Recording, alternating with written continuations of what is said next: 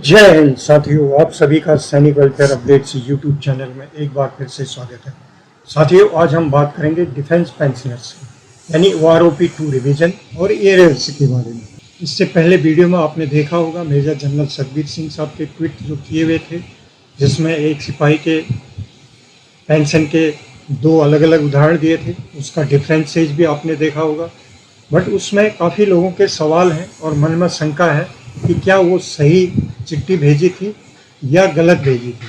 तो इसको क्लैरिफिकेशन के लिए आपको ACP और MACP कब से लागू हुआ और ये है क्या चीज़, ये समझना बहुत ज़रूरी है। तो इस वीडियो में आज यही हम समझेंगे और ये क्लैरिफिकेशन हम अपने आप दूर करेंगे, सही या गलत का। तो मेरे साथ अंत तक वीडियो में बने रहें। तो वीडियो शुरू करने से पहले आपसे अनुरोध है, वीडियो को लाइक करें, सब्सक्राइब करें तथा बेल आइकॉन की घंटी जरूर दबाएं।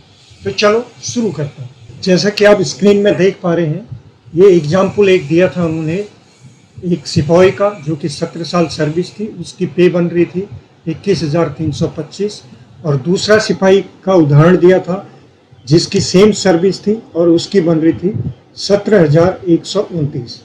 तो यहाँ पर मैं आपको क्लियर कर दूं, 21,325 थी, ये सिपाही जो है 2019 का रिटायरी है, और ये 17,129 जो उन्होंने दिखा है, इसका उन्होंने 1 जुलाई 2014 का सिपाही को लिया है। अब ये जो डिफरेंसेस कैसे आया, ये आपको समझना है ACP और MACP के माध्यम से।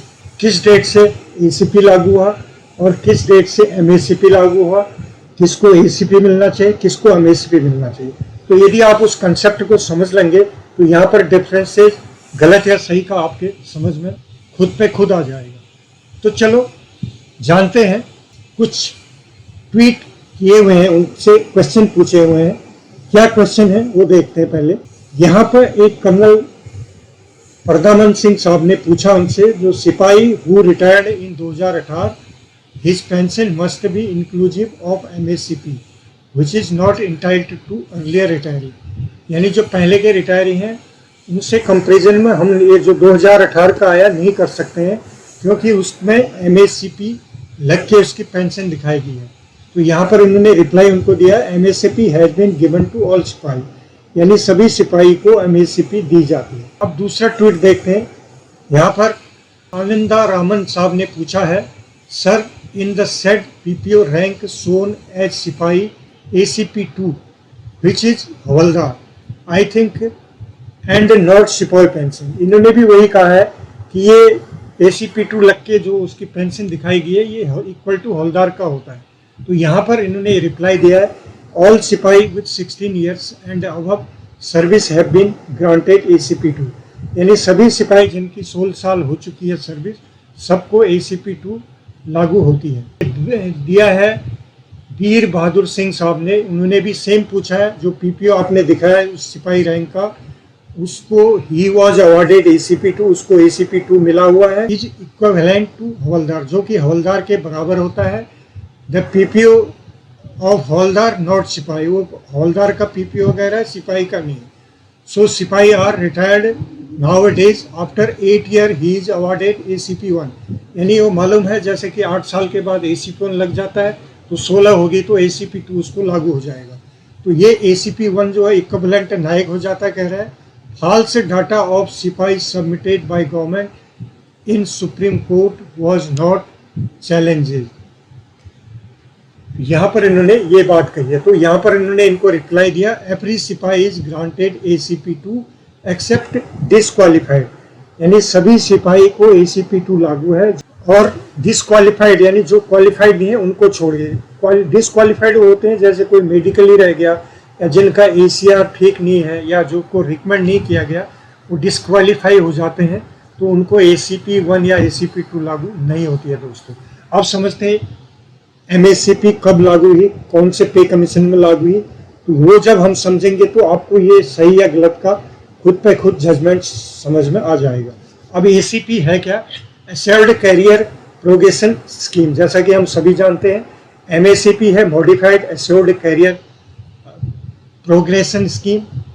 अब ये कब लागू हुई, इसका डिफरेंसेज क्या है, ये रिकमेंडेड बाय 5th पे कमीशन ने किया, और ये रिकमेंडेड किया 6th पे कमीशन ने। एसीपी का जो प्रमोशन स्कीम है सेंट्रल गवर्नमेंट एम्प्लॉय के लिए होता है और एमएससीपी का भी सेम है, लेकिन इनके जो प्रमोशन डेट में अंतर है, यानी जो 5th पे कमीशन ने रिकमेंड किया, यहाँ पर प्रमोशन 12 और 24 साल का दिया था सर्विस होना चाहिए, और यहाँ पर एमएससीपी उनको लागू है जिनकी 10 साल, 20 साल और 30 साल में सर्विस में ये लागू हो जाती है। दोस्तों यहाँ पर पे कमीशन इसको टाइम टू टाइम इसमें अमेंडमेंट या इसमें सुधार करता रहता है। तो 7th सीपीसी के अनुसार अब जो है डिफेंस पेंशनर्स को एसीपी 1 लागू हो जाता है 8 साल में, और एसीपी 2 लागू हो जाएगा 16 साल क्रॉस होने के बाद, यानी 16 साल पूरा होने के बाद।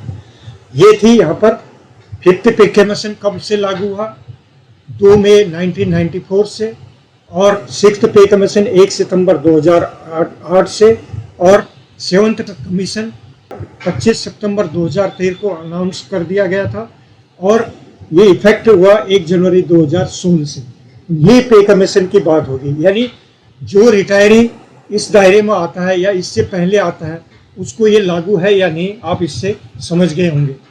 अब मैं बताता हूँ एमएससीपी का डाला हुआ था जो कि रेलवे में चल रहा था, जो कि यहाँ पर आप देखेंगे MSCP scheme with effect from 1/1/2006 instead of 1/9/2008।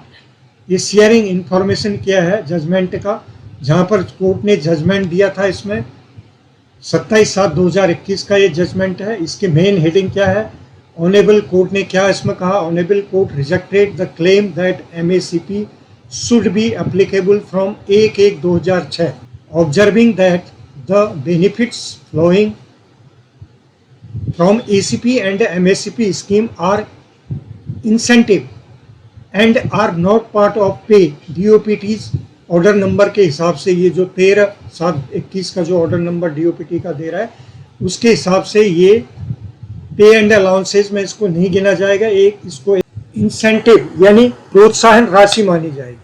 तो इसलिए उसने ये रिजेक्ट कर दिया था। तो हमारा एम ये है कि सबको, जितने भी एक्स सर्विसमैन हैं, चाहे वो 2006 से पहले का हो, उससे पहले का हो या बाद का हो, सबको बराबर मिलना चाहिए। एसीपी एमएससीपी ये सबको मिलना चाहिए, ये एम है। यहाँ पर एम था कि जस्ट नॉलेज के लिए कि ये हुआ था एमएससीपी के लिए।